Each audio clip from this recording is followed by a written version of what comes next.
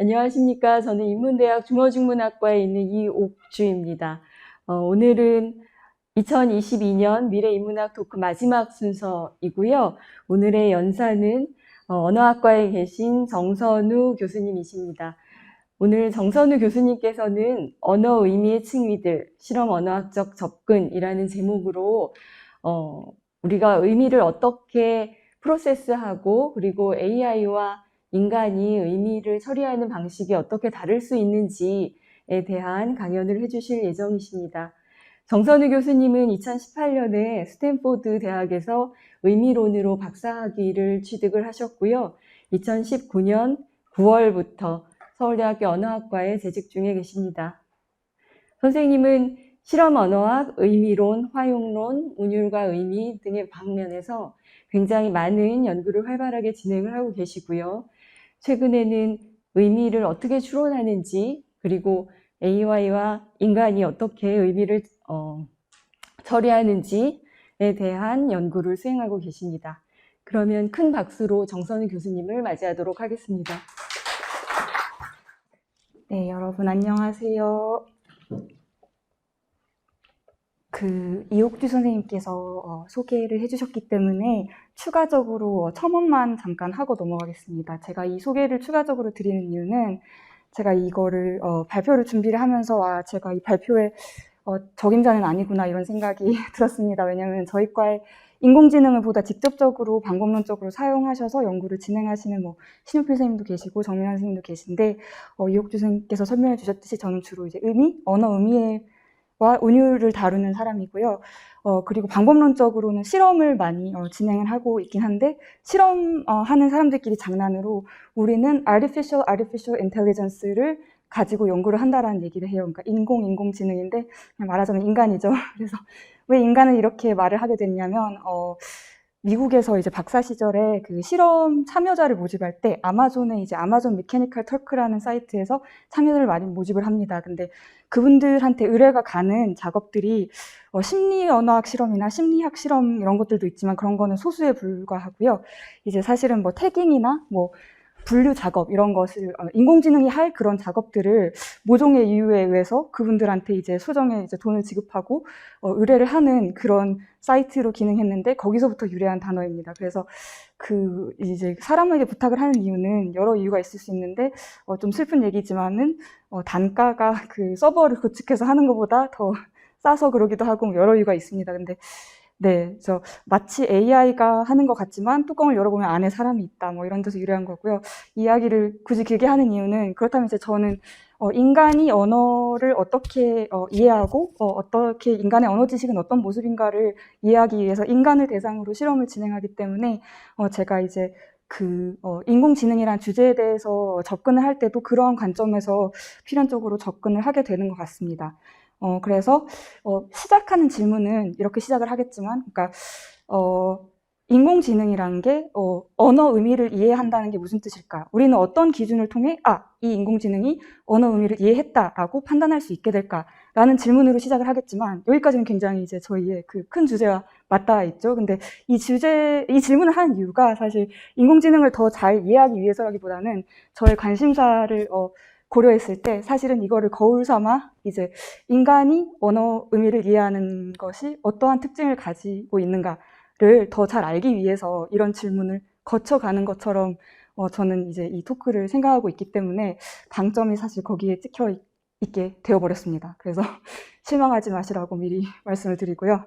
네, 그래서 이런 이야기들을 하기 위해서 제가 좀 고민을 하다가 제목을 좀 크게 잡았기 때문에 크게 세 섹션으로 나눠봤습니다. 오늘의 토크를. 그래서 이 세 가지 섹션이 서로 잘 봉합이 될지 모르겠는데 시도는 해보겠습니다. 그래서 일단 첫 번째 섹션에서는 좀 정석적인 방법, 그러니까 전통적으로 언어학에서 언어 의미를 어떻게 분석해 왔는지를 잠시 설명해드리고 의미론, 활용론 관점을 설명해드리면서 이제 이런 것들을 통해 우리가 인공지능이 언어 의미를 이해한다는 것을 어떻게 바라볼 수 있을까 이거를 잠시 얘기를 하겠습니다. 그리고 두 번째 섹션에서는 이제 전통적인 입장에서 조금 더 나아가서 언어 의미라고 우리가 분석해 볼 만한 대상을 좀 확장시켜서 사회 언어학적 의미나 interactional meaning이라고 하는 대화적 의미 이런 것들을 언어 의미의 그 주된 한 부분으로 포섭시킬 수 있을까 이런 얘기를 해보고 이거에 대해서도 좀 얘기를 하도록 하겠습니다. 그리고 세 번째 섹션에서는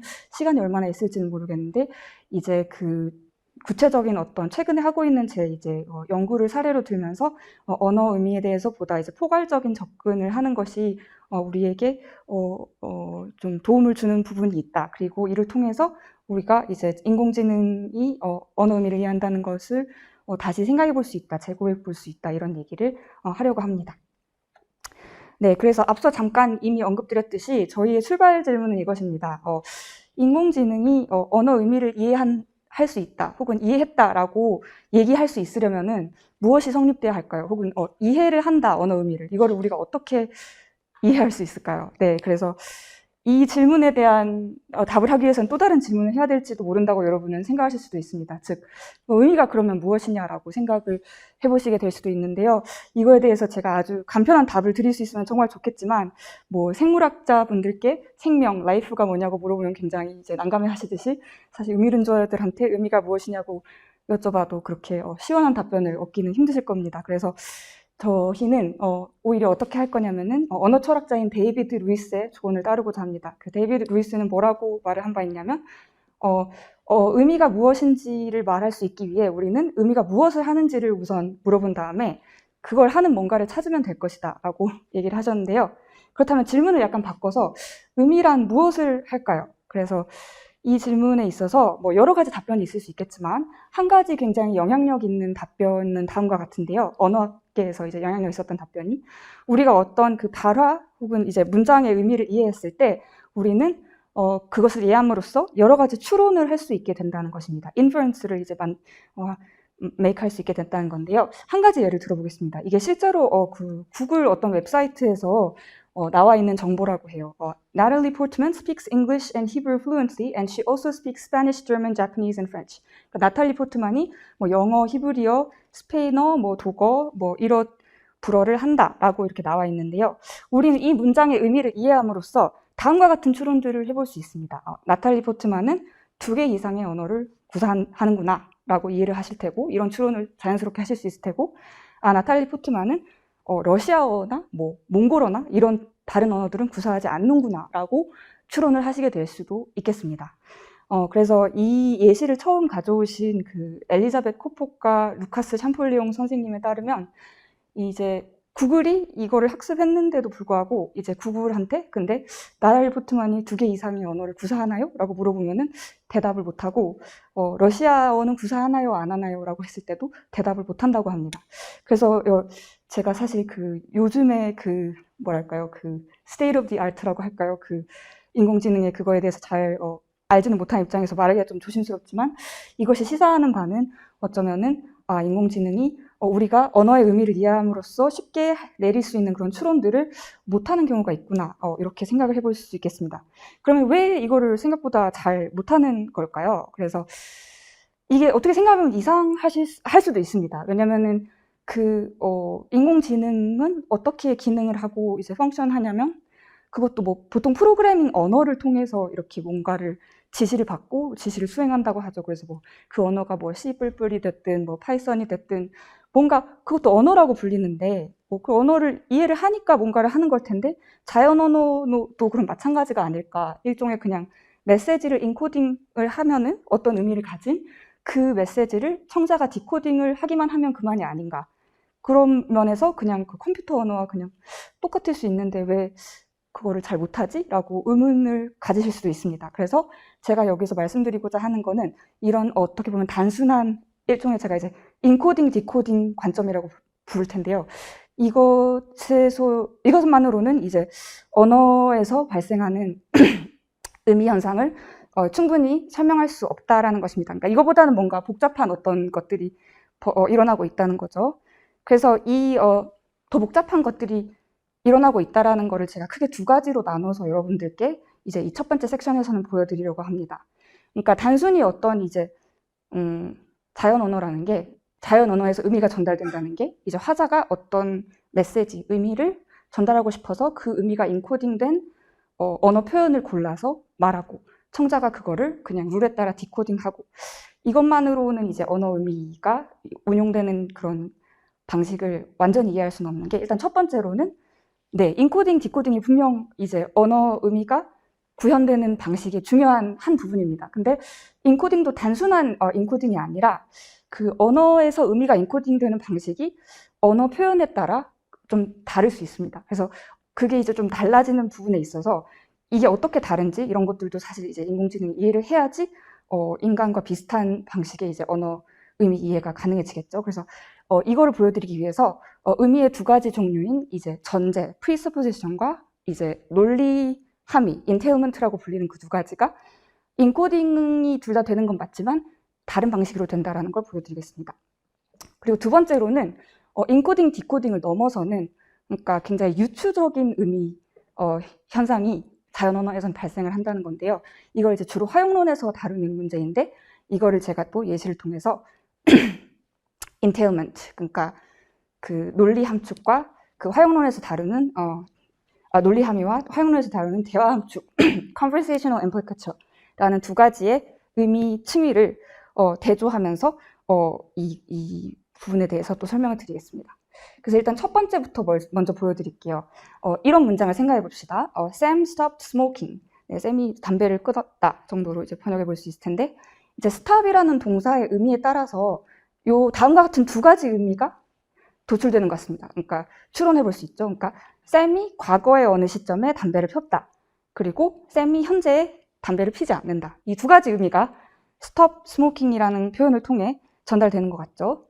근데 이 두 가지 의미가 아무런 그런 구분 없이 그래, stop은 이 두 가지 의미를 인코딩해 에서 멈추면은 그게 끝나는 것이 아닌 것이, 이게 이제 어떻게 보면은 semantic composition, 그러니까 어떤 단어의 의미가 문장 속에서 다른 성분들과 결합하는 양상에 있어서 의미의 종류에 따라, 층위에 따라 다른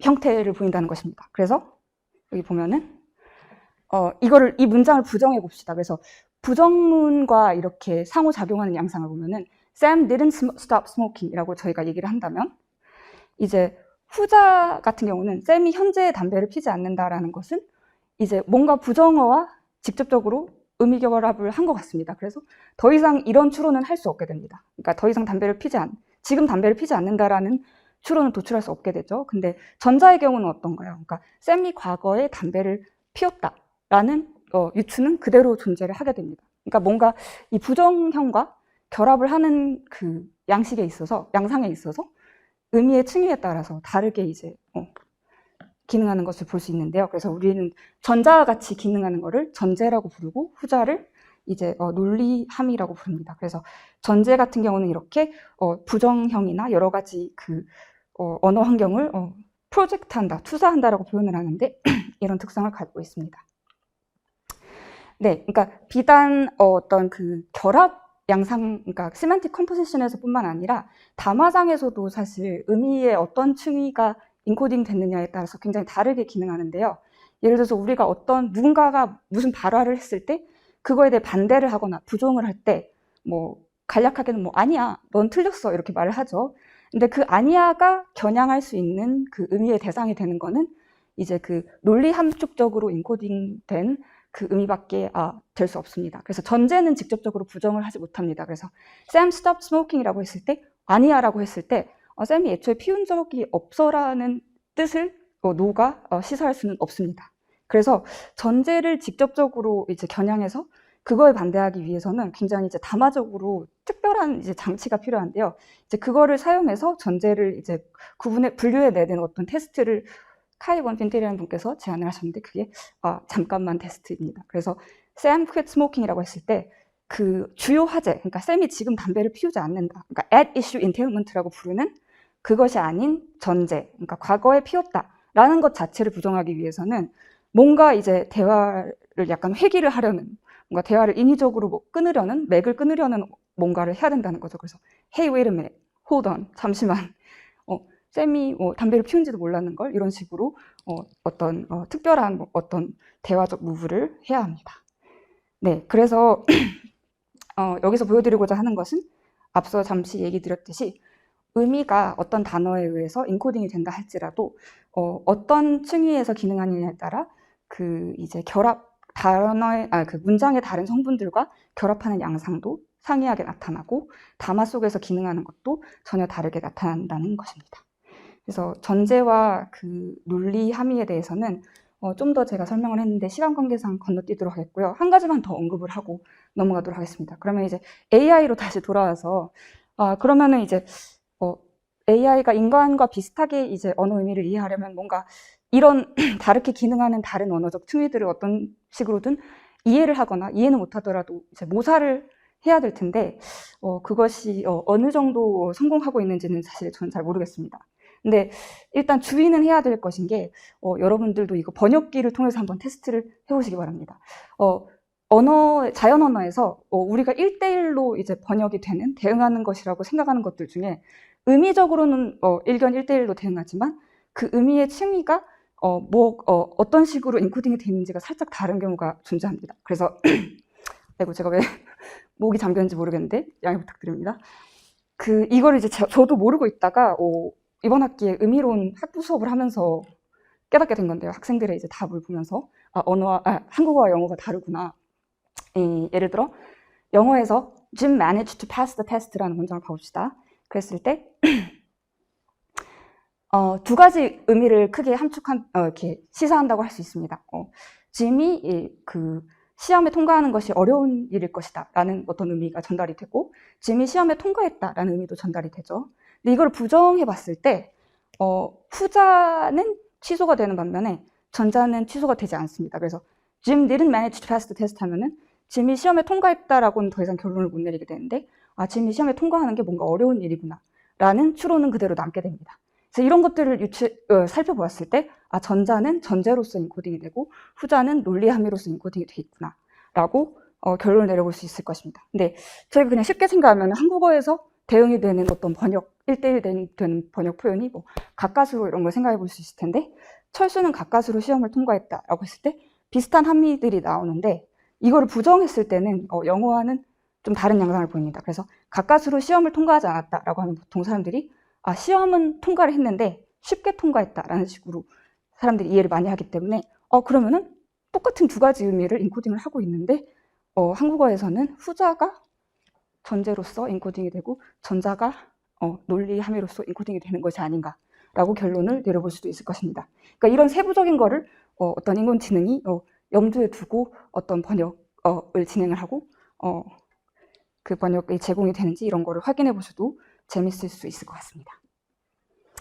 네, 그게 이제 첫 번째였고요. 그러니까 인코딩으로 관점에서만 언어 의미를 이해해도 인코딩이 다 같은 식으로만 되는 건 아니고 다른 식으로 되는 인코딩의 성질에 대해서 이해를 해야 할 것이다 라는 얘기였고요. 이제 두 번째로 언어 의미가 도출되는 과정이 인코딩을 넘어서 유추적인 부분이 있다라는 건데요. 이것도 예를 통해서 말씀드려 보겠습니다. 상황을 생각해 봅시다. 희도의 룸메이트가 새벽 2시에 음악을 크게 틀고 있습니다. 그래서 희도가 잠을 자다가 문을 벌컥 열고 나와서 나 이제 진짜 잠자야 돼 라고 말을 했습니다. 그랬을 때 이제 룸메이트가 이제 문자 그대로 이 의미를 이해하고 그렇구나 이러고 그냥 계속 음악을 틀고 노래를 크게 부릅니다. 네, 여러분 이런 상황에서 룸메이트에 대해 어떤 생각을 하실까요? 이제 언어학자들은 아마 이 사람에 대해서 화용론적 스킬이 좀 부족하구나 라고 이제 결론을 내릴 텐데요.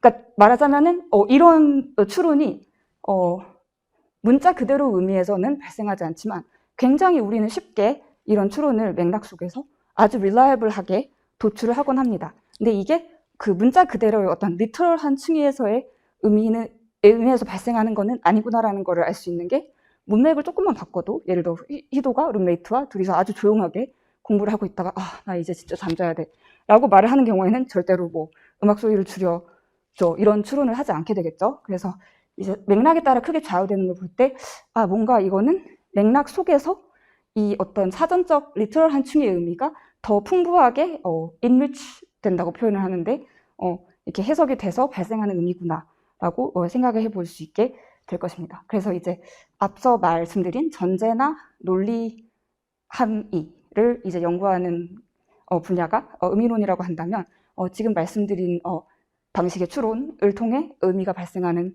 현상을 연구하는 분야를 화용론이라고 할 수 있겠습니다. 그래서 이런 활용론을 인공지능이 잘 하느냐, 활용론적 태스크를 잘 이렇게 수행해서 활용론적 유추를 잘 하느냐라고 물어봤을 때, 제가 마지막으로 들은 바로는 그렇게 잘 하지는 못한다고 합니다.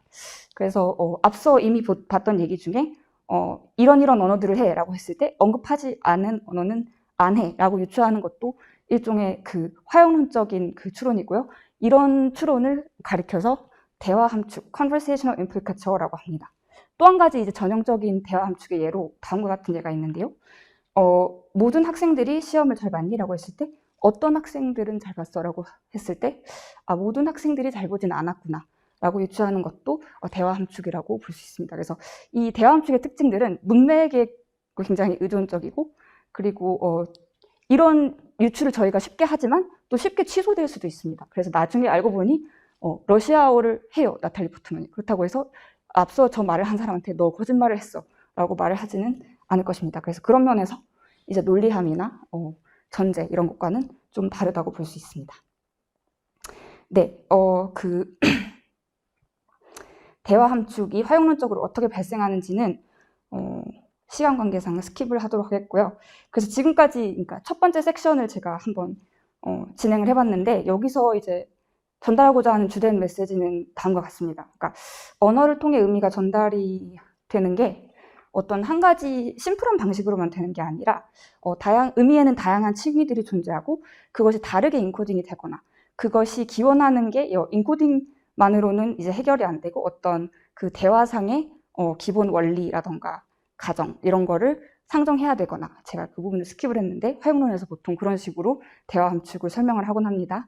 이런 식으로 각기 다른 방식으로 의미들이 발생하기 때문에 의미가 발생하는 다양한 다른 방식들을 이해를 하는 것이 이제 의미를 언어를 통해 의미가 전달되는 방식을 제대로 이해하는 것이라고 생각해 볼 수 있겠습니다.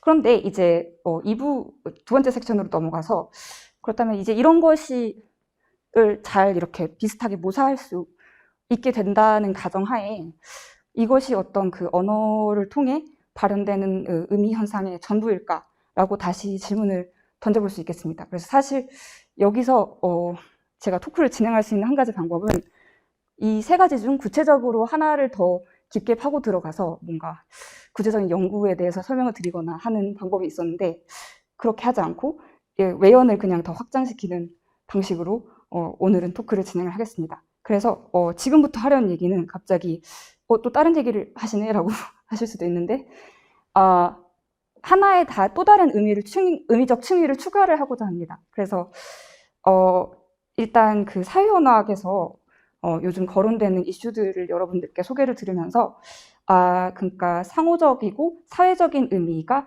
언어 의미의 어떤 중요한 한 축으로 인정이 되고 포섭이 돼야 된다 라고 주장하는 사람들이 많아졌고요. 그래서 그 이유들에 대해서 좀 살펴보고, 이런 사회언어학적 관점에서 의미를 분석하는 것이 한 가지 중요한 주제와도 맞닿아 있습니다. 무슨 주제냐면 언어 변화인데요. 그러니까 언어 의미가 세월에 따라 변화를 하기도 하고, 그런데 생각해보면 이게 약간 놀라운 일입니다. 왜냐하면 의사소통이 되기 위해서는 그 일종의 언어는 그 기호체계이고 컨벤션이기 때문에 서로 뭔가 우리 이런 기표는 뭐 이런 기를 가지는 걸로 약속하자 해서 그게 너무 쉽게 변하거나 뭐 서로 다른 생각을 가지게 된다면 의사소통이 어렵게 되겠죠. 근데 또 다른 한편으로는 변하지 않는 언어는 세상에 없습니다. 그래서 그러면은 뭔가 어떤 그 합의된 정적인 시스템의 언어와 그리고 동적으로 계속 변화하는 언어, 이 텐션 사이에서 언어 의미가 어떻게 운용되는지를 우리가 살펴볼 필요가 있다라는 건데, 그거를 이제 사회언어학적 이슈들을 통해서 간단히 살펴보도록 하겠습니다. 그래서 구체적인 예로 한번 시작을 다시 해볼게요. 그래서 이게 굉장히 전형적인 그 사회언어학적 변이형, sociolinguistic variable의 예로 거론되는 것 중 하나인데요.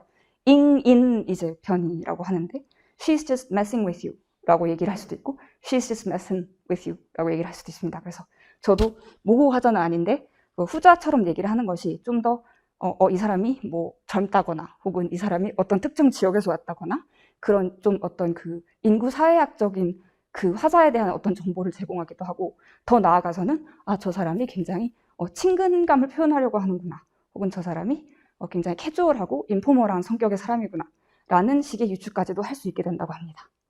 뭐 한국어 예도 굳이 생각을 해봤는데요.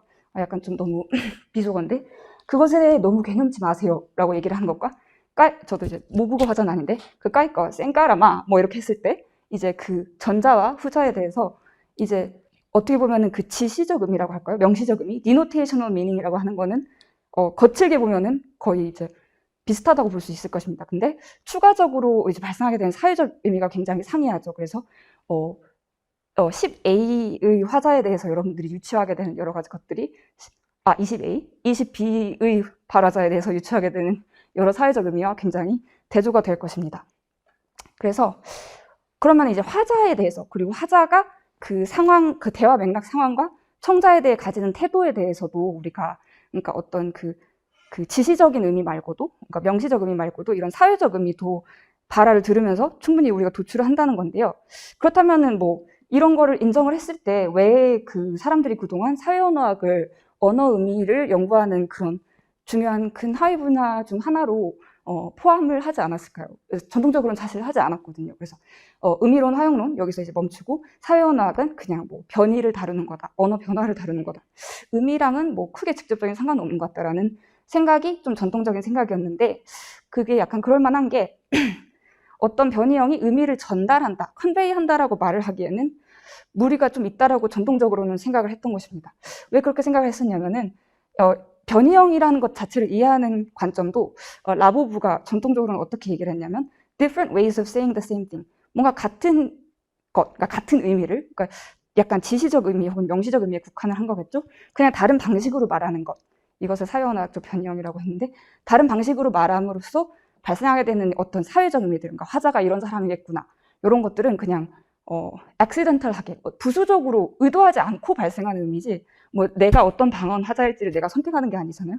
그런 식의 차원에서만 접근을 했기 때문에 이거는 뭔가 의미를 능동적으로 이렇게 전달한다 하는 현상이라고 보기는 어렵다라고 전통적으로는 생각을 해왔습니다. 근데 이거에 대해서 이제 좀 다른 관점을 제시하게 된 게 이제 그 페넬로페 에커트라는 학자분께서 두 번째 물결, 세 번째 물결로 묘사한 이제 사회언어학에서의 어떤 변화 양상인데요.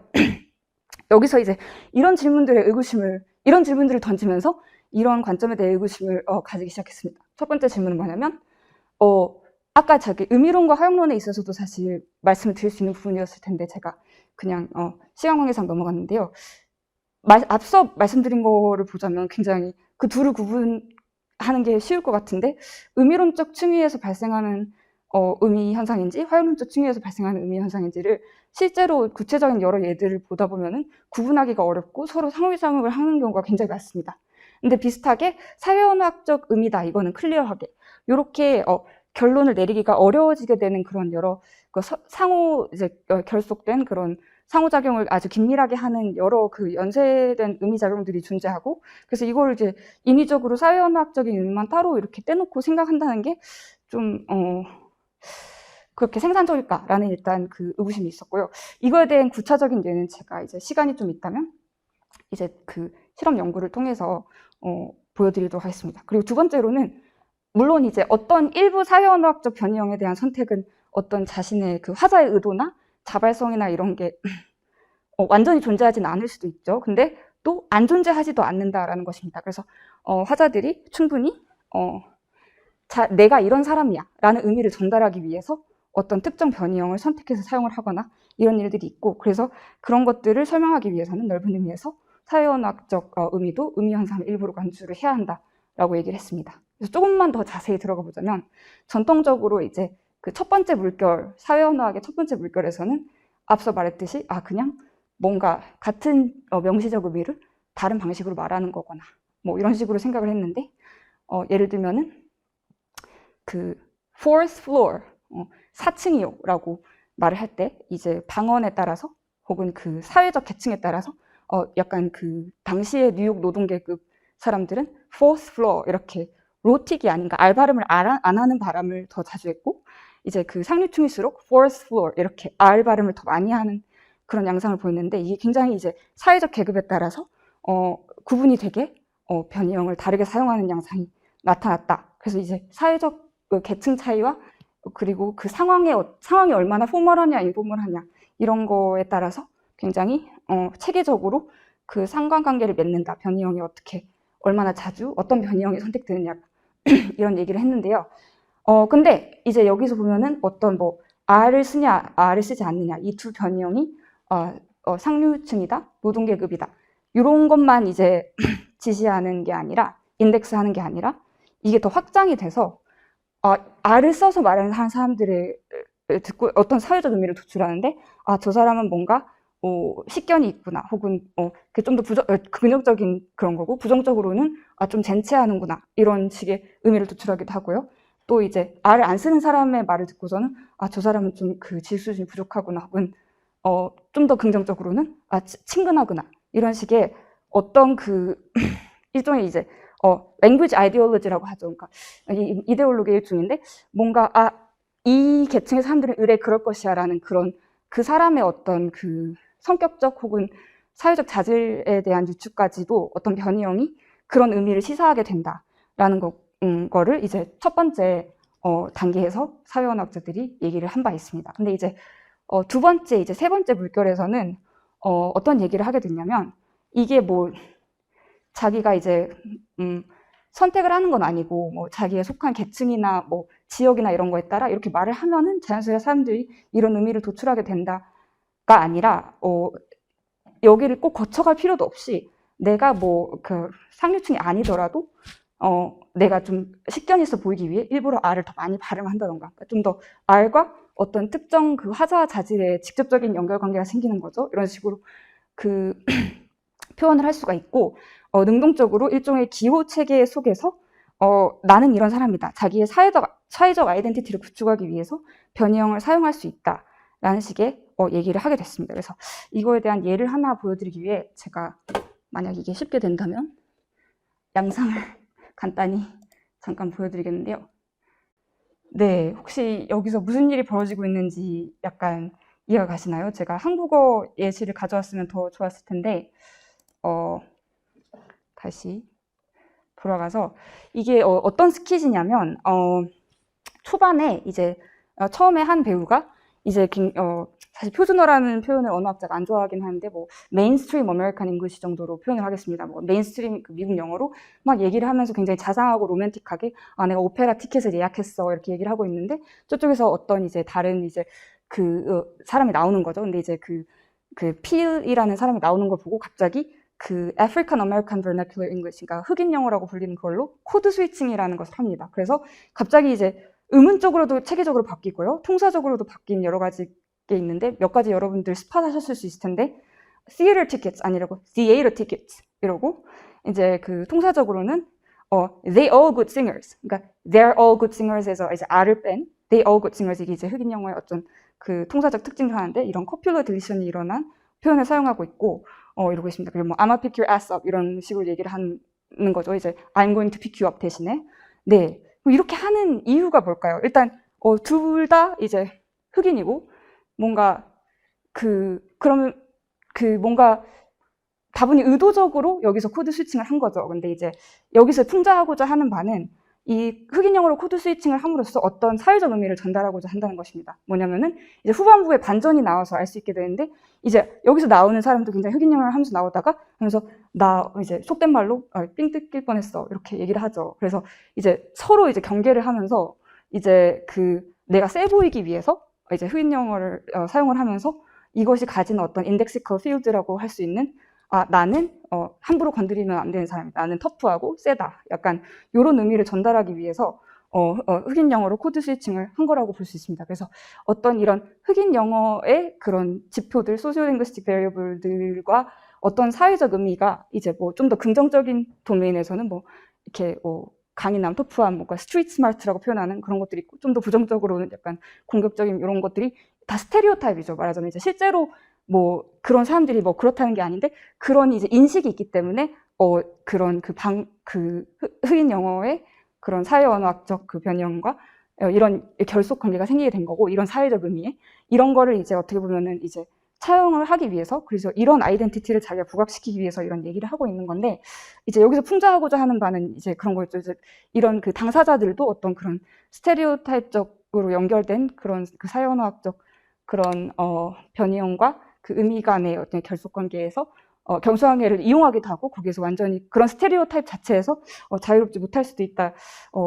이런 부분을 이제 얘기를 하고 있습니다. 그래서 그러면 이게 이제 의미가 이런 변이형을 통해서 사회적 의미가 전달되는 양상을 살펴보면 앞서 저희가 살펴본 그런 다른 의미의 층위들과는 또 좀 다릅니다. 그래서 예를 들자면 뭐 직접적으로 이제 긍정하거나 부정할 수 없다 그랬는데 전제 같은 경우는 그런 의미에서는 논리 함축보다는 이제 전제와도 좀 더 닮아 있죠. 왜냐면은 너 방금 그렇게 말하면서 나 터프해라는 걸 주장한 거지라고 이렇게 하면 아니 이렇게 얼마든지 이제 그 발뺌할 수 있는 거고 그러니까 그런 면에서 이제 불확실성, 그러니까 뭔가를 전달하려는 의도를 가지고 뭔가를 사용해서 메시지를 전달을 하는데 그 메시지가 정확하게 무엇인지는 어느 정도 이제 어그리는 되지만 그거에 불확실성이 있기 때문에 그게 또 장점으로 사용될 수 있습니다. 어떤 아이덴티티를 구축하는 과정에 있어서 이제 기호체계의 일부러 언어를 사용하는 것이 왜냐면은 이제 자기가 이런 아이덴티티를 가졌어라는 거를 표현하기 위해서 노력하는 게 티나는 것만큼 노력하는 게 너무 티나면 그게 거의 반은 실패죠. 그래서 이 상황에서 이 사람이 지시적인 의미로 나는 되게 터프하고 강해 라고 말하면 굉장히 그게 그렇게 효율적이진 않았겠죠. 그래서 뭐 어쩌라고 약간 이랬을 텐데 그거를 이제 내가 표현하려는 의도가 있는데 그거를 마치 나는 원래 이래서 그냥 이렇게 말을 하는 것처럼 이렇게 표현할 수 있는 그런 어떤 채널이 존재하기 때문에 그것이 가진 또 특성이 있다고 할 수 있겠습니다. 네, 여기까지가 이제 두 번째 섹션이었고요. 그래서 두 번째 섹션을 정리를 해보자면은 의미가 여러 방식으로 언어 표현들을 통해 전달이 되는데 그게 이제 다양한 방식으로 전달이 되고 거기에서 더 넓혀서 의미가 어떤 그 denotational meaning 말고도 어떤 화자에 대한 그리고 화자가 발화하는 상황에 대한 그리고 화자의 청자에 대한 태도에 대한 여러 가지 의미가 그 변이형의 선택을 통해서 전달이 되고 화자는 그걸 통해서 능동적으로 자신의 어떤 사회적 아이덴티티를 구축하고 사회적 아이덴티티와 관련된 의미를 전달할 수 있게 된다. 라는 게 이제 요즘의 사회언어학에서 많이 이야기되고 있는 지점이라고 할 수 있겠습니다. 그래서 그러면 이제 다시 잠깐 제가 다소 인위적으로 자꾸 AI를 소환시키는 것 같은데 그러면 이제 그 인공지능이 사실 그러니까 이런 층위의 의미까지도 이제 간파를 한다는 것을 어떤 식으로 저희가 확인할 수 있을지는 모르겠습니다만 간파를 할 수 있을까? 그리고 할 수 있는 게 필요할까? 뭐 이런 여러 가지 질문들을 또 해볼 수 있겠습니다. 네, 그리고 마지막 세 번째 섹션인데요. 네, 제 의미의 층위들의 외연을 방금 확장시켰다면은 여러분들이 아직도 좀 반신반의하고 계실지도 모릅니다. 이거를 왜 굳이 뭐 그래도 사회적 의미는 조금 다른 것 같은데 그래서 아까 제가 그 데이터 없이 여러분들한테 사실 근데 서로 긴밀하게 연결돼 있다 의미들의 다양한 층위들이 이런 얘기를 말씀을 드렸는데 이걸 좀 더 구체적으로 보여드리기 위한 사례를 제공하기 위해서 제가 간단히 어떤 제 연구를 짧게나마 소개를 해보도록 하겠습니다. 한 15분 정도에 걸쳐서 소개를 하고 마치도록 하겠는데요. 일단 과제는 이 영화의 착안에서 Call Me By Your Name의 착안에서 Call Me By My Name으로 잡아봤고요. 이 연구에 대한 설명을 마치고 나면 여러분들께서 왜 이렇게 과제를 잡아봤는지 이해를 하실 수 있게 됐으면 좋겠습니다. 못하셔도 괜찮고요. 네, 그래서 이 이제 한 걸음 물러나서 이 그 연구 주제를 처음 생각하게 된 계기는 우리가 서로를 어떻게 부를까? 좀 약간 낭만적으로 빠질 수 있는 주제이기도 하죠. 그래서 우리가 서로를 부른다는 게 굉장히 중요한 일인 것 같은데 그 호칭어를 통해서 서로를 부르곤 하는데 그 호칭어가 가질 수 있는 의미적 층위들을 탐구해 봤을 때 그것이 우리에게 던져주는 시사점은 무엇일까? 이런 거를 좀 연구를 해보고 싶었습니다. 그래서 호칭어, 영어로는 terms of addresses라고 하는데 이런 거는 뭐 별건 아니고 상대를 부를 때 사용하는 어떤 그런 용어들입니다. 그래서 Mr., Miss 뭐 이런 것도 다 호칭어에 포함이 될 수 있고요. 그리고 뭐 판사를 뭐 Your Honor라고 부른다던가 이런 여러 가지 것들이 포함이 되겠습니다. 제가 이제 이 연구에서 연구하고자 한 호칭어는 이제 한국어에 존재하는 소위 의사친족 호칭어라고 불리는 것들인데요. 언니, 오빠, 누나, 형 이렇게 네 가지가 되겠습니다. 여러분들도 일상생활에서 자주 사용을 하시죠.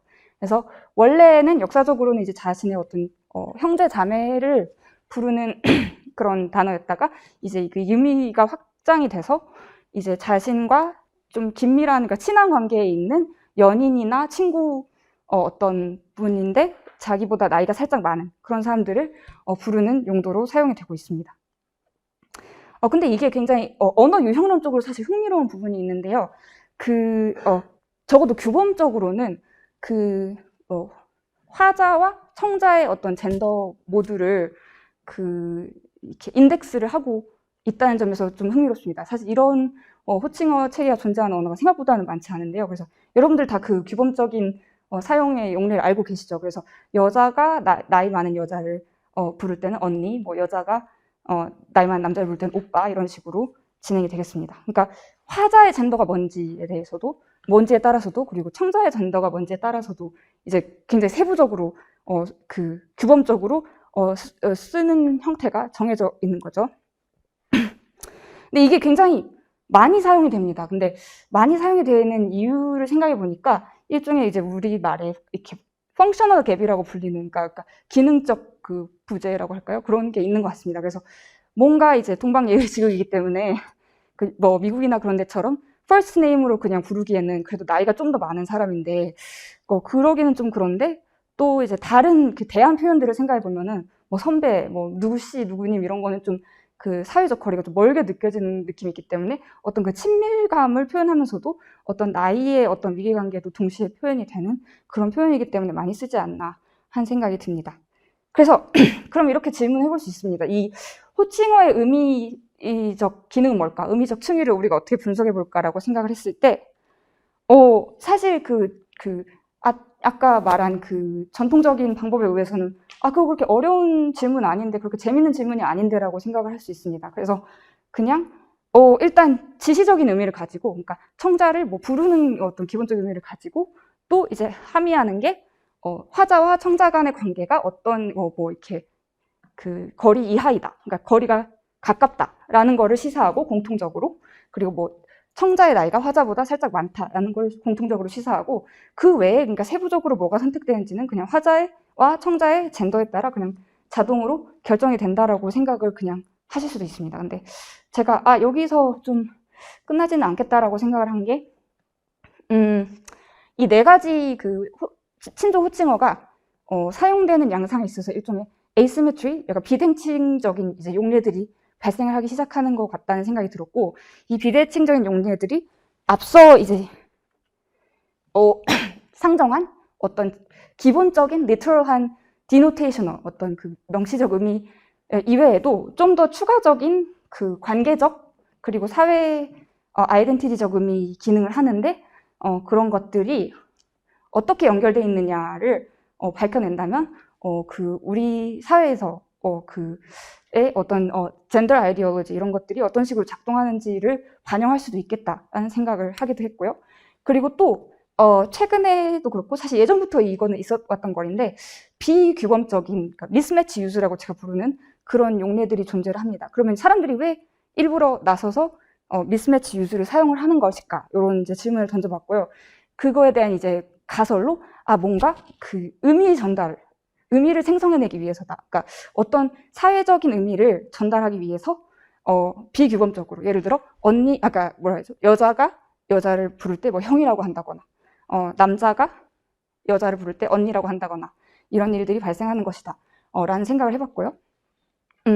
그리고 이것이 이제 의미가 구체적인 여러 맥락에서 이렇게 규범적으로, 비규범적으로 사용이 되고, 추가적인 어떤 관계적, 사회적 의미를 드러내는 방식으로 사용이 될 때, 그것들을 추적해 보면은 넓은 의미에서는 어떻게, 그러니까 앞서 잠시 언급드렸던 주제인 렉시코세만틱 체인지, 그러니까 의미 변화라는 게 어떤 식으로 일어나고 왜 일어나는지에 대한 단서도 조금 찾을 수 있겠다라는 생각이 들어서 연구를 하게 됐습니다.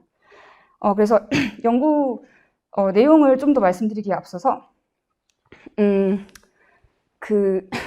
비규범적으로 사용된다고 제가 말씀드렸는데, 이걸 우선 간단히 좀 더 구체적인 예를 말씀드리겠습니다. 제가 이걸 원래 이제 자료를 딴 데서 가져왔는데, 한국어가 모국어가 아닌 분들을 대상으로 한 자료를 이렇게 끌어오다 보니까 사실 한국어 자료로 보여드리는 게 더 쉬웠을 텐데, 제가 그냥 번역을 해서 다시 원래의 자료 형태로 바꿔서 말씀드리겠습니다.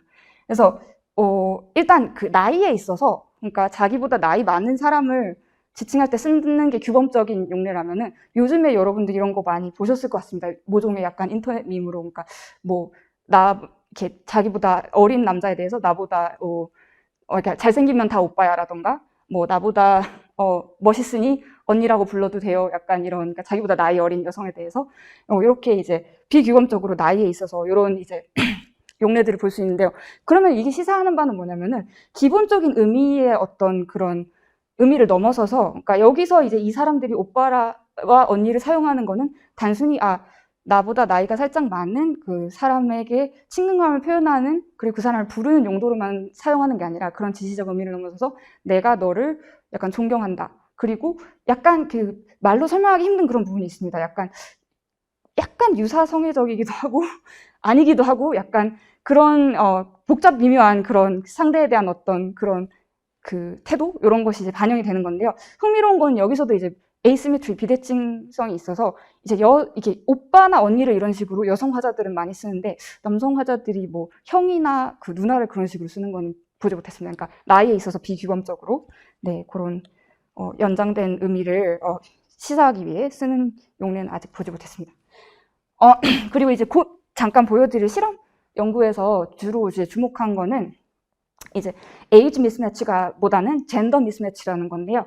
그러니까 여러분들도 이거 아마 보신 적이 있을 것 같긴 합니다. 그래서 특히 언니나 형 이런 표현을 이렇게 많이 젠더 미스매치 유수로 쓰는 경우가 있는데요. 그러니까 뭐 예를 들어 그 여성이 이제 남성을 지칭할 때 형이라고 하면 스피커 미스매치겠죠. 그리고 여성이 여성을 하면은 both speaker and hearer mismatch가 되는 거고, 이런 식으로 이제 형을 사용하는 경우가 있습니다. 그리고 언니를 이제 남성이 이제 그 여성 청자를 향해 말을 할 때는 뭐 speaker mismatch가 되는 거고, 이런 경우들이 사실 심심치 않게 발견이 된다. 그러면은 이렇게 미스매치한 형태를 사용하는 그 의도는 뭐고, 어떤 사회적 의미를 전달하기 위해 이런 걸 쓰는 것일까? 라고 질문을 해볼 수 있게 되겠습니다. 그래서 이 질문에 답하기 위해서 그러니까 일종의 설문 실험 연구를 진행했는데요. 요런 제가 지금 보여드릴 실험을 크게는 이제 Matched Guise Experiment라고 하는데, 다른 이제 요소들을 통제하고 그 사회언어학적 변이형이라고 상정한 그것만 바꿔서 그거에 대한 이제 그 실험 참여자들의 해석을 묻는 그런 구조의 실험이라고 보시면 되겠습니다. 그래서 뭐 구조는 이와 같고요. 그래서 그러니까 굉장히 이게 두 가지 방법이 있는데, 문맥을 컨트롤하기 위해서는 어떤 특정 자세한 문맥 상황을 모두 똑같이 제공을 하거나, 문맥 상황을 최소한 그러니까 under specify 해가지고 제공을 하는 그렇게 두 가지 방법이 있을 수 있는데, 저는 이제 후자를 택해서 정말 그 화자와 청자의 젠더 인포메이션 말고는 다른 모든 거를 이제 다 이제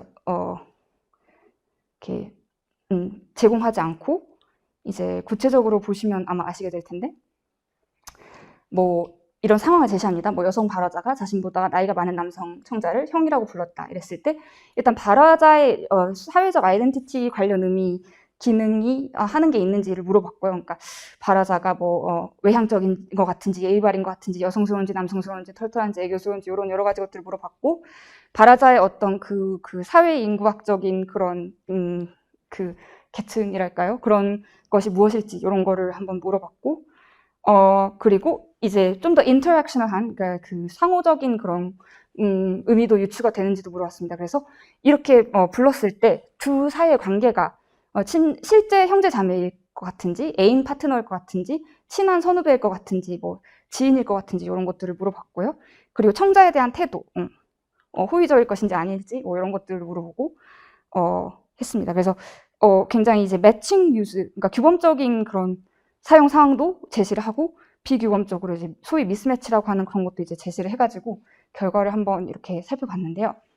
아주 간단히만 짧게 주요 결과를 말씀드리자면, 일단 그 주요 디노테이셔널 의미로 이제 상정을 했던 뭔가 그 화자와 청자 간의 관계가 가까울 것이다라는 거는 이제 확실히 이제 실험으로도 확인이 되는 것 같습니다. 그래서 이 회색이 누구누구 C라는 이제 컨트롤 트라이얼인데, 그건 이제 굉장히 낮은 척도, 그러니까 둘이 가까움의 정도가 좀 낮은 걸로 나오는데, 나머지 넷 모두 언니, 오빠, 형, 누나 다 굉장히 서로 가까운 사이다라는 그런 결과가 일단 1차적으로 나왔고요.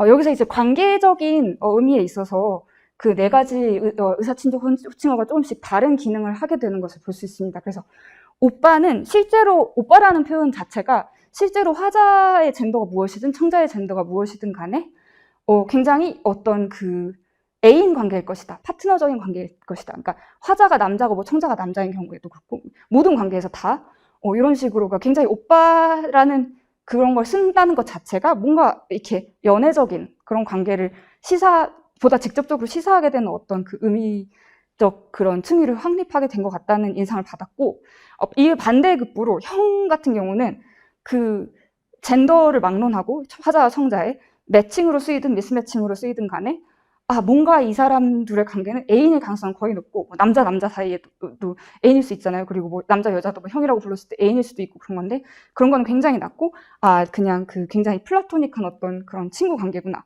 라는 식으로 해석을 하게 되는 경우가 많았습니다. 이거는 이제 그런 거였고요. 이제 그리고 그 화자에 대한 그 사회적 아이덴티티에 대해서 유추하는 거에 있어서도 굉장히 그 친족어별로 이제 다른 양상을 드러내는데, 특히 이게 미스매치 유수냐에 따라서 더 이제 이런 그 의미적 기능이 부각이 되는 경우가 있었습니다. 그래서 예를 들어서 형이 어떤 화자가 아마 털털할 것이다 이런 식으로 이제 여러분들도 아마 직관적으로 벌써 느낌이 오시죠? 이런 거에 있어서 특히 이제 미스매치로 사용이 됐을 때, 그러니까 여성이든 남성을 그렇게 스피컬 미스매치인 용례로 사용을 했을 때 그 사람은 굉장히 털털하고 뭐 이렇게 그런 사람일 것이다. 그리고 그런 자신의 아이덴티티를 아마 이제 구현하고자 했을 것이다라고 결론을 내린 경우가 일반적으로 그냥 뭐 남자와끼리 이제 형이라고 말하는 것보다 더 도드라지게 나타나고, 그래서 이제 미스매치 유수를 사용하는 이게 원인 중에 하나로, 그러니까 동기 중에 하나로 내가 어떤 이런 식의 사회적 아이덴티티를 전달하고 싶을 때 쓸 수도 있겠다라는 이제 생각을 하게 됐습니다. 그래서 또 이제 자유기고란에 남겨준 그런 답변들도 흥미로운 부분들이 몇 개 있었는데요. 뭐 예를 들어서 형에 대해서 이제 쓰는 이유를 물어보니까, 미스매칭으로 사용하게 되는 이유를 물어보니까 오빠라고 부르면은 굉장히 오글거리고 그냥 친한 이제 그 남성 선배를 오빠라고 했을 때 뭔가 약간 사람들이 좀 그런 연애적으로 이제 이렇게 그런 의미가 이제 그런 의미적 커노테이션이 이제 생겼다는 거를 이제 실험으로서도 확인이 됐잖아요. 그러니까 그거를 이제 화자들과 청자들도 아는 거죠. 그래서 그런 의도하지 않은 의미를 기피하기 위해서 형이라고 부른다라고 남자를 여자가 이런 얘기를 하기도 했고요.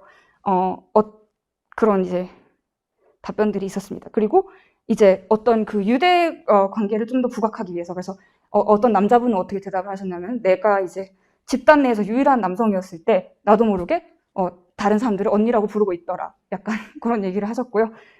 그리고 또 이제 뷰티 유튜버분들이나 남성 유튜버분들이 언니라고 이제 얘기를 하는데, 거기서는 이제 어떤 확장된 의미를 액세스를 하는 거려는 걸까 이렇게 유추해 봤을 때, 내가 흔히 이제 여성성과 많이 이제 연결 지어지는 어떤 뭐 이렇게 뷰티, 미용 산업이나 뭐 패션 이런 거에 대한 감각이 나도 뛰어나고 전문가고 우리는 이제 그런 면에서 공감대가 많이 형성된다. 이런 이제 사회적 의미를 전달하고자 아마 그런 부분도 있기 때문에 그런 아마 미스매칭 호칭어를 사용하게 되지 않았나 싶습니다. 그래서 정리를 해보자면 이 그냥 짧은 연구, 그리고 사실 이거는 지금에서야 시작한 연구고 다른 저의 연구들 좀 더 의미로운 화용론 연구에 비해서는 아직 굉장히 시작 단계에 있는 연구임에도 불구하고 이걸 가져온 이유는 이게 이제 앞서 두 섹션에서 말한 바와 좀 더 직접적으로 연결되는 부분이 있을 거라 생각을 해서 이거를 가져봤는데요. 어떤 점에서 연결이 되는 것 같냐면, 일단 제가 앞서 말씀드렸듯이 어디까지가 디노테이셔널한 의미고 어디서부터가 사회적 의미냐라고 했을 때 뭔가 연인관계 혹은 뭐 오빠는 좀 연인관계적 층의 의미가 있는 것 같고 형은 좀 더 그런 뭐랄까요, 약간 브로맨스적인, 굉장히 그 플라토닉한 그런 관계, 그러니까 여자끼리가 된다 할지라도 이런 이제 층위를 확보하게 된 것 같은데, 약간 그런 그 관계적인 의미에 있어서 이제 기능이 이렇게 갈라지고 분담이 된 거죠. 그런 것들 뭐 화용론적 차원에서 분석을 해야 될지, 의미적 차원에서 아예 그냥 이게 인코딩이 이제 돼버렸다라고 해야 될지, 아니면 그냥 사회 언어학적 변이형으로 특정 문맥에서 어떤 상황에서 어떤 화자가 어떻게 썼느냐에 따라서 그 상황에 따라서만 종종 발생하는 어떤 굉장히 유동적인 사회적 의미다 라는 거를 이제 좀 구분하고 결정을 짓는 것이 그렇게 쉬운 일은 아니고 우리가 이것들을 좀 연결해서 생각해 볼 필요가 있다는 생각이 들었고요. 그리고 이제 뭐랄까요. 일종의, 그러니까 이거는 저의 해석이지만 여기서부터는 젠더 아이디올로지라고 이제 사회학자들이 부르는 이런 거를 반영하는 부분이 분명히 있는 것 같습니다. 왜냐면은 실제로 이제 사용되는 맥락에서 여성이 자신보다 나이가 많은 이제 남성과 친밀하게 지내는 관계가 사실 연인 관계만 있지는 않았을 것 같은데 다양한 관계, 그냥 친한 선후배도 있고 그랬을 텐데 사회적으로 이제 담론이 형성이 되고 부각이 되는 관계, 그리고 가치가 부여되는 관계가 아무래도 좀 그런 여러 미디어나 그런 걸 통해서 그런 약간 뭐랄까요, 로맨틱한 관계가 더 부각이 되는 경우가 있는 것 같고, 형 같은 경우는 이제 남성과 남성 사이에도 사실 연인일 수도 있고 여러 다양한 관계가 있을 수 있는데 거기에서의 어떤 남성과 남성 간의 어떤 특정 그런 의리, 우정 이런 것이 이제 사회적으로 많이 논의가 되고 그 가치가 부각이 되고 이러면서 여기서 그냥 남자와 남자 가까운 사이를 넘어서서 어떤 특정한 가까운 사이의 그 느낌을 표현하는 그런 의미까지 가지게 되지 않았나. 왜냐하면 그런 거에 이제 사회적으로 집중을 하고 이런 거에 대한 이제 사람들이 그래 이럴 것이다. 남자와 남자의 관계는 이런 것이 많을 것이다라는 그런 이데올로기가 있기 때문에 그런 생각이 들었고요.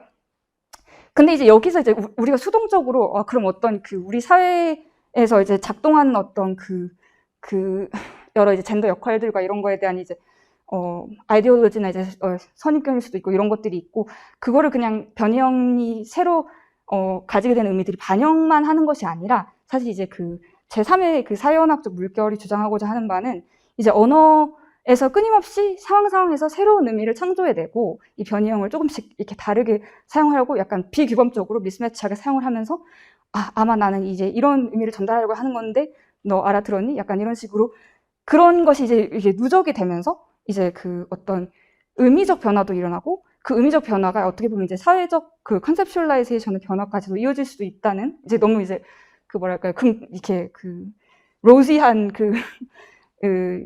픽처를 제가 제공하는 것 같기도 한데 그렇게 생각해 볼 수도 있을 것 같습니다. 그래서 이거의 단서를 어디서 좀 찾을 수 있는 것 같냐면은 사실 이제 여러 언어를 막론하고 공통적으로 사실 발생하는 역사적 현상이 뭐냐면 처음에 이제 대칭적으로 호칭어가 이렇게 예를 들어 미스터 마담 이런 식으로 이렇게 대칭적으로 중립적으로 이렇게 시작이 돼도 이제 마담 같은 경우는 보통 이제 피조어티브라고 하죠. 그러니까 이제 뭐랄까요 좀 경멸적이거나 약간 좀 은어로 이제 전락이 되는 경우가 굉장히 많습니다. 여러 언어에서 공통적으로 나타나는 현상인데 한국에도 과거에 그런 의미가 있었다고 합니다. 그래서 사실 이제 옛날에 이제 운동권 분들께서 이제 여성분들이 이제 형이라는 말을 많이 쓰시고 그랬다는 거 여러분들도 들으셨을 텐데 어떻게 보면은 약간 그런 의도치 않은 그런 이렇게 좀 부정적인 코노테이션을 피하기 위해서일 수도 있고 혹은 내가 이렇게 굉장히 터프하고 내가 시리어스한 사람이다라는 그런 사회적 아이덴티티를 구축하기 위해서 뭔가 형이 이런 의미를 가지는 걸로 쓰이는 것 같으니까 나도 형이라고 불러야지 이런 식으로 하다가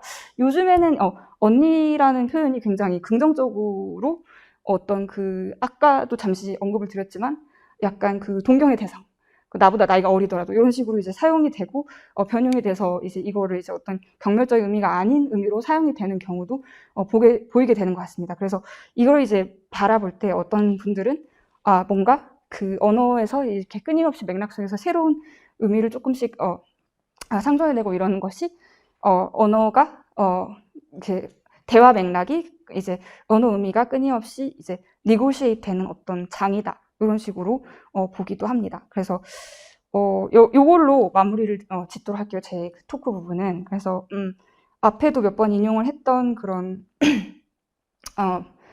분인데 페넬로페 에커트께서 이렇게 말씀을 하셨는데요.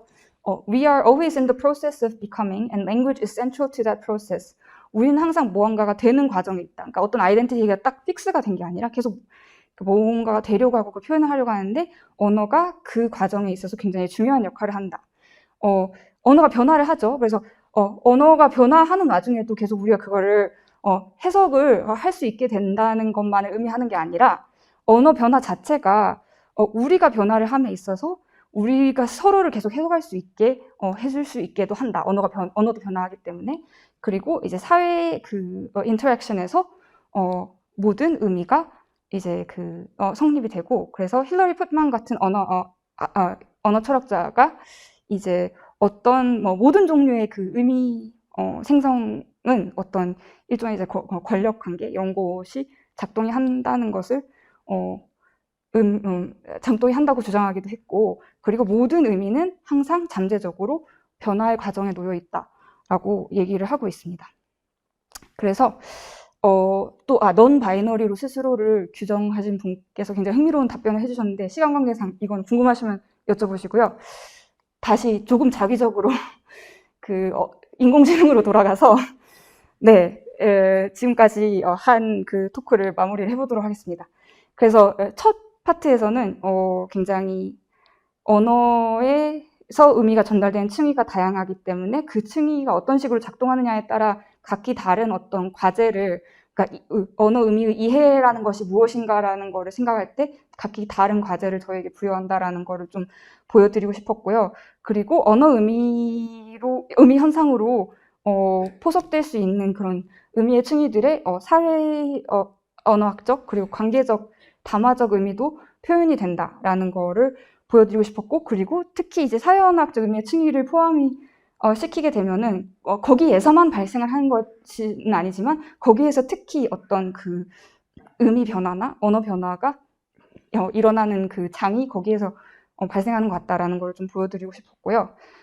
그리고 이거는 지금까지 직접적으로 말씀드린 건 아닌데 이런 모든 것들을 보다 보니까 약간 그런 생각이 드는 것 같습니다. 그 전통적으로 그 어떤 그 지시적 의미랄까, 렉시컬 미닝 이런 게 이렇게 굉장히 그냥 그 자체로 이제 저장이 된다라고 생각을 했는데, 이렇게 의미가 운용되는 방식, 특히 사회언어학적 의미를 보다 보니까 지시적 의미나 혹은 어떤 의미들이 저장이 될 때 그 의미가 사용된 구체적인 상황이나 그런 것들이 그런 정보가 함께 저장이 돼서 그런 거에서 이제 어떤 사회언어학적 의미와의 결속도 일어나게 되고 그런 것 같다라는 생각이 요즘 좀 이제 많이 대두되고 있는 생각이고, 그럼 이런 직관을 포착하기 위해서 우리는 어떤 이론적인 방향을 지향해야 할까라는 거에 있어서도 여러 이제 이야기들이 나오고 있는 상황이고요. 이런 지점에서 봤을 때는 제가 사실 약간 문외한입니다만 그 인공지능에서 이제 사실 뉴럴 신경망이나 이런 것이 그런 의미에서는 그러니까 그 co-occurrence, 같이 발생하는 거, 뭔가가 이제 발생할 때 그것이 어떤 문맥, 그러니까 언어적 문맥이 됐든 뭐 다른 문맥이 됐든 문맥에서 함께 발생하는지 이런 거를 추적하는 데에는 굉장히 최적화됐다는 얘기를 제가 들은 적이 있거든요. 그래서 사실 이런 언어 의미의 변화 이런 거를 추적하는 데에도 이런 그 인공지능적 반복론이 많이 활용이 되고 이런 예를 제가 들은 적은 있습니다. 근데 사실 여기서 더 나아가서 언어 변화를 추적을 할 수는 있지만 언어 변화를 이제 instigate 한다고 하죠. 그러니까 여기서 마지막 부분에서 제가 전달하고자 했던 바는 잘 전달이 됐을지는 모르겠는데 언어 의미를 이제 발화자들이 구체적인 맥락에서 능동적으로 조금씩 변용해서 사용을 하고 그렇게 누적이 되다 보면 이제 언어 의미가 변화하게 된다는 건데, 그거를 이제 그 촉발하게 한다 할까요? 그걸 시작하는 그런 동력이랄까, 그런 의도가 그 지금의 인공지능이 있을까라는 그런 생각은 마지막으로 해보게 됐습니다. 그래서 조금 길어졌는데 여기서 마무리를 하도록 하겠고요. 아이고, 목소리가 갈라져서 죄송합니다. 네, 들어주셔서 감사합니다. 네, 선생님 강연 너무 재미있게 잘 들었습니다. 선생님 강연을 듣다 보니까 지금도 제가 말을 하고 선생님 말씀을 듣기도 하고 이러는데, 발화를 하고 그리고 상대방이 발화한 것을 듣고 이해하는 이 프로세스 자체가 얼마나 복잡한 것이고 여러 가지 의미가 여러 가지 층위에서 동시에 발생하는가 다시 한번 깨닫게 되었습니다. 우리가 이런 복잡한 프로세스를 즉시적으로 한다는 것도 상당히 놀랍다는 생각이 들었습니다. 그리고 매일매일 일상적으로 사용하는 언니, 오빠, 형 이런 그 호칭에도 언어 변화가 반영이 되어 있고, 그리고 청자와 화자와의 관계, 그리고 청자와 화자가 가지고 있는 스스로에 대한 혹은 상대방에 대한 아이덴티티, 이런 아이디어가 다 묻어 있다는 것이 굉장히 흥미롭게 생각이 되었는데요. 저는 말소리, 음성을 연구를 하고 있는데 음성학적인 어떤 실험 연구를 많이 진행을 하고 있습니다. 그런데 이제 선생님께서는 의미론 혹은 화용론 혹은 사회언어학적인 실험 연구를 굉장히 많이 활발하게 진행을 하고 계셔서 여쭙고 싶은 것인데요. 언어 AI 개발에 이제 관심이 더 많이 집중이 될수록 제가 느끼는 것은 이제 대용량의 언어 데이터베이스를 구축하는데 굉장히 많은 관심이 있는 것 같습니다. 그리고 그 관심이 점점 증가하고 있다는 생각이 들고요.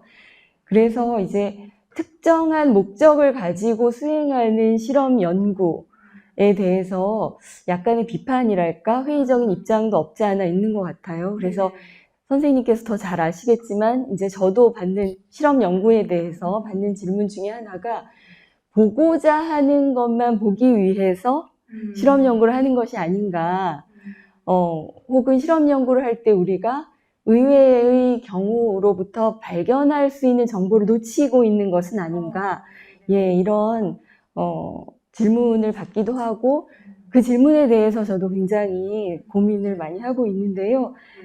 실험 연구에 대한 선생님의 의견 어떠신지 여쭙고 싶고요. 그리고 언어학적인 실험 연구 이외에 또 언어 AI를 개발하는 데 있어서 이런 실험 연구가 기여할 수 있는 바는 또 무엇이 있을지 거기에 대한 의견을 좀 듣고 싶습니다. 아, 네, 좋은 질문 감사합니다. 제가 현명한 답변을 할 수 있을지 한번 고민해 보겠습니다. 일단 두 번째 질문에 대해서는 제가 그렇게 도움이 될 만한 답변을 지금 딱 생각나는 건 없는데요. 첫 번째 질문에 대해서 조금 생각을 해보자면 네, 저도 이제 사실 이제 언어학자들이 대상으로 취급하는 데이터, 언어 데이터가 이제 옛날에는 뭐 자기 언어 직관이랄까 뭐 그런 것도 있었고 뭐 코퍼스 언급하셨듯이 이제 대용량의 이제 코퍼스 데이터가 구축이 되고 그래서 거기서 그냥 패턴을 읽고 그런 식으로 이제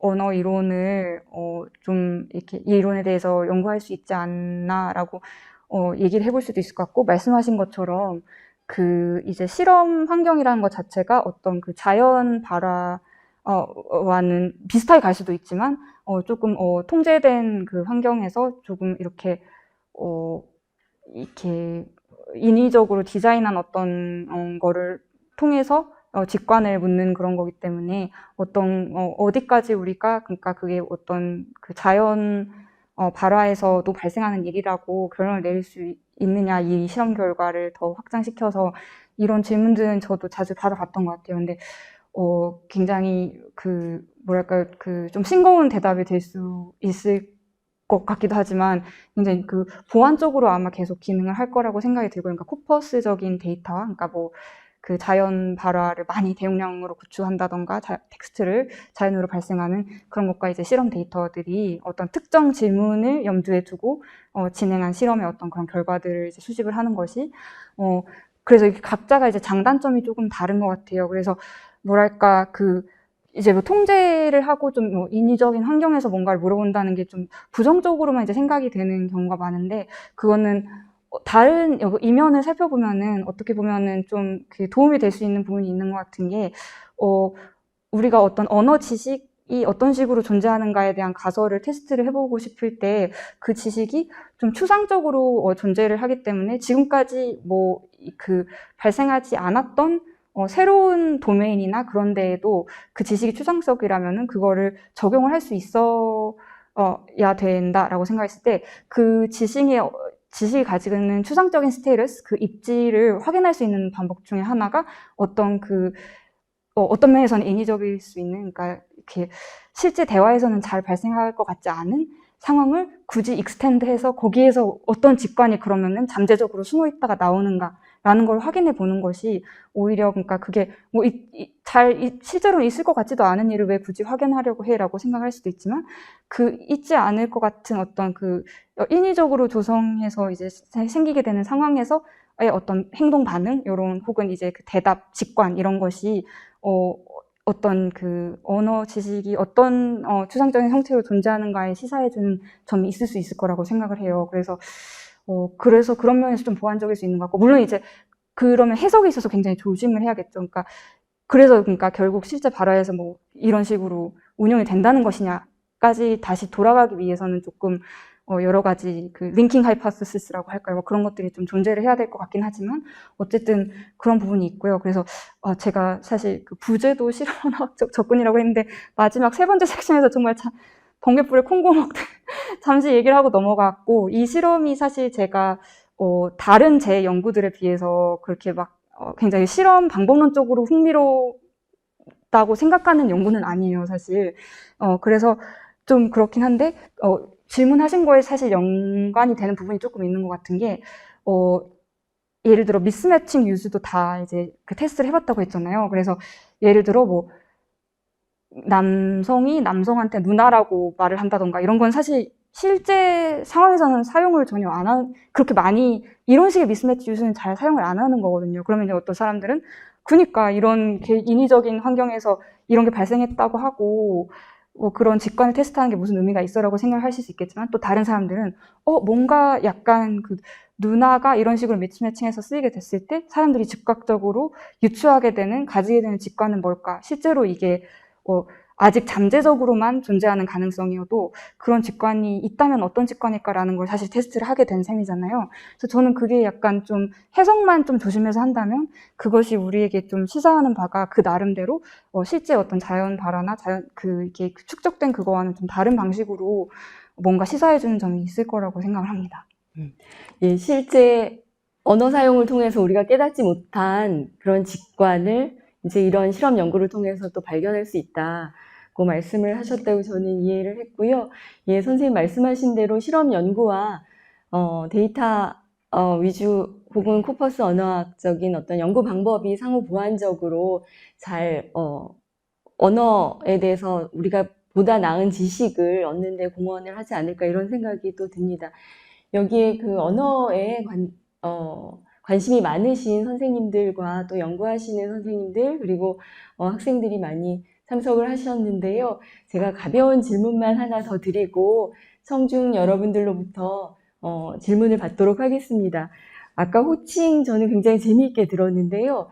저는 사실은 깨닫지 못했는데 최근에 학생들이 그러니까 20대 화자들이겠죠. 근데 서로 누구누구 씨 혹은 누구누구 님이라고 이제 교실 환경에서 그렇게 발화하는 것을 보았는데요. 저는 누구누구 님은 이옥주님, 정선우님 이렇게 호칭을 하는 것을 보고 상당히 놀랐습니다. 예, 이런 호칭의 변화, 이거는 무엇을 반영하는 것일까요? 그러게요. 저도 요즘 세대가 아니어가지고, 여러분들께서 좀 저희랄까, 의도를 말씀해 주시면 감사하겠는데, 저도 이제 학생분들을 일괄적으로 누구님으로 이제 부르고 있어요. 그러니까, 누구 씨보다는 그게 더 좋게 들린다라는 피드백을 학생분들은 아니고, 이제 사실 선생님들끼리 얘기하는 건데, 그렇게 받아서 그렇지 않을까요? 그래서 이제 님이라고 저도 부르는데, 약간 좀 연관이 되는 부분이 있을지는 모르겠는데 사실 그러니까 사회의 변화, 그러니까 어떤 면에서는 언어 변화가 후반부에 약간 좀 두서없이 말을 하긴 했지만 사회의 변화를 주도하기도 하고 그 사회 변화에 이제 언어 변화가 따라가지 못하는 부분도 있잖아요. 근데 약간 그런 부분 후자의 어떤 그 심텀이 아닐까 이런 생각도 좀 들었는데요. 그래서 요즘 뭐 이렇게 회사 이런데 뭐 인턴 이런 거 하면은 왜 영어 이름 뭐 무슨 앨리스 씨 뭐 약간 이런 식으로 한다는 것 자체가 그러니까 어떤 뭔가 한국어에 어베일러블한 호칭어는 어떤 나이가 시사되거나 아니면 뭔가 이런 그런 대한 표현들밖에 없으니까 뭔가 이제 전달하고자 하는 우리의 수평적인 관계이고 우리는 뭐 이런 일적으로 이런 관계이다 이런 거를 딱 맞게 표현할 만한 그 의미에 이제 그 호칭어 시스템이 아직 그 갭이 있으니까 그거를 어떻게 하려는 방식인 것 같은데요. 그래서 이제 사실 Call Me By My Name이 왜 저렇게 했는지 결국 설명 못 했는데 그래서 이제 이거에 대해서 이제 어떤 분들께서 그러니까 이제 그러면은 그거를 또 다른 식으로 생각을 해보면은 이제 젠더가 이제 바이너리다는 거에서 넘어가서 이렇게 인터섹스이신 분들도 있고 넌 바이너리로 자신의 어떤 젠더 정체성을 규정하시는 분들도 있는데 그런 사람이 이런 어떻게 보면 화자와 청자의 어떤 바이너리 전들을 이렇게 가정한 그런 시스템에서 그러면은 웨이 아웃이랄까요? 그게 뭐가 있을까? 왜냐면 이게 분명히 이제 이렇게 순기능이라고 하면 그런데 이제 이걸 썼을 때 좋은 어떤 그 관계적 기능이 있잖아요. 우리가 친밀하다 이런 걸 얘기할 수 있고 씨라나 님이라고 표현하는 것보다 뭔가 그걸 유지하면서도 뭐 어떻게 방법이 없을까 이렇게 했을 때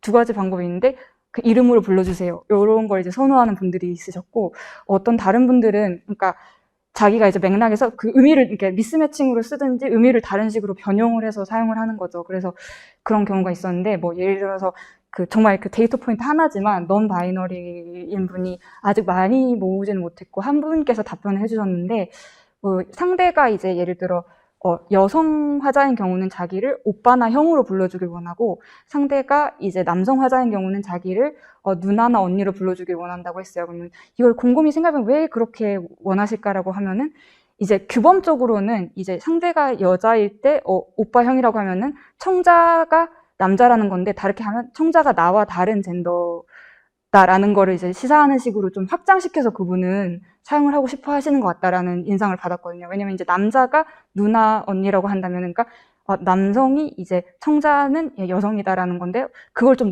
넓혀서 이해를 하면 청자가 나와 다른 젠더다라는 거를 시사하는 거니까 약간 이런 식으로 불리고 싶어 하는 것 중에 내가 그러면은 이 호칭어가 이렇게 막 이런 것들이 있지만 뭔가 원래의 규범적인 그런 사용이나 의미로는 뭔가 이걸 벗어나지 못하지만 이런 식으로 약간 의미를 확장시켜서 나는 이해를 한다면 이런 식으로 불리면 좋을 것 같다라는 식으로 그런 답변을 하신 것 같아서 약간 그런 거와 근데 아직도 그 님은 왜 하는지는 답을 못했네요. 여러분들께서 더 직관이 있으실 거라 생각해서 알려주세요. 님은 잘 모르겠습니다, 선생님. 네. 님 좀 도와주시기 바랍니다. 시와 님은 지금 이제 풀리지 않은 과제로 남아있는데요.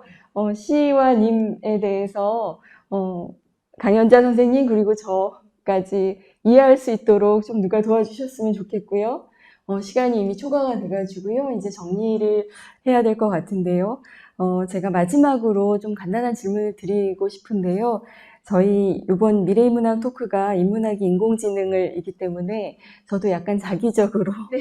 마지막 질문을 드리자면 선생님께서 소개를 해주셨던 여러 층의 그런 복잡한 의미들을 우리가 어떻게 처리하는가, 어떻게 구현하는가 이런 걸 생각을 하다 보니까 AI가 과연 이것을 배울 수 있을까? 혹은 어떠한 방식으로 우리가 AI를 이 복잡한 프로세스를 습득하게 할 것인가? 이런 궁금증이 많이 들었었는데요. 그런 궁금증을 생각을 하면서 선생님 강연을 듣다가 선생님께서 스치듯이 어떤 말씀을 하셨냐면 이 모든 것을 학습한 AI를 우리가 원하는가, 필요로 하는가 그런 질문을 던지셨는데 저는 그게 굉장히 와닿았습니다. 그래서 거기에 대한 선생님의 의견을 듣는 것으로 오늘 강연을 마무리할까 합니다. 아, 네. 그럼 짧게 대답해 보겠습니다. 이런 거 길어지면 안 되는데. 그러게요. 필요할까요? 여러분 어떻게 생각하시나요?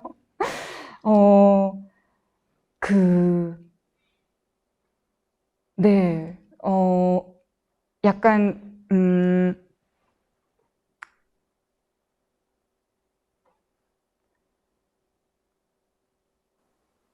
상상이 잘 안 되긴 한데 있어도 나쁘진 않을 것 같습니다. 그렇게 그냥 짧게 대답을 하겠습니다. 예, 그러면 적절한 컨텍스트에서 네. 오빠를 사용할 수 있는 네. 예, 인공지능을 한번 상상을 해보도록 하겠습니다. 네. 예, 너무너무 감사드립니다. 너무 김선우 감사드립니다. 교수님 감사드리고요. 네. 오늘 금요일 오후 이 황금 같은 시간에 또 자리해주신 청중에 계신 모든 분들께 감사를 드립니다. 이것으로 2022년 미래인문학 토크 인문학이 인공지능 마지막 순서를 마치도록 하겠습니다. 감사합니다. 감사합니다.